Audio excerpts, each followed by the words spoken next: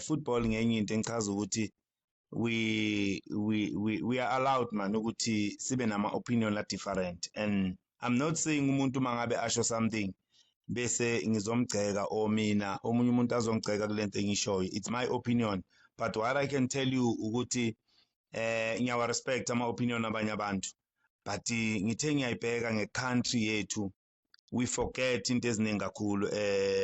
Wena Nadim, into engayisho ukuthi you must remember where are you coming from, where are you right now, and where are you going. So wenze ngathi mhlawumbe akayenzanga umsebenzi omuhle. So mina I respect uMadala and I respect nama opinion wabanye abantu, but mina la ngikhona ngubobo, I think uMadala u deserve irespect enkulu kabi. Uma ungabheka le team mhlawumbe ayiselectile nathi singabalandeli. It could be they've spoken to Pitso. I don't know.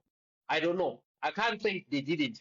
But was it right for Pitso Msimane to say that? That's the last question. And two, will Pitso Msimane succeed Hugo Bruce after the World Cup? Because it looks like the coach, obviously, his contract is expiring after the World Cup is going to leave. Starting with you, Bob, and then Coach KP.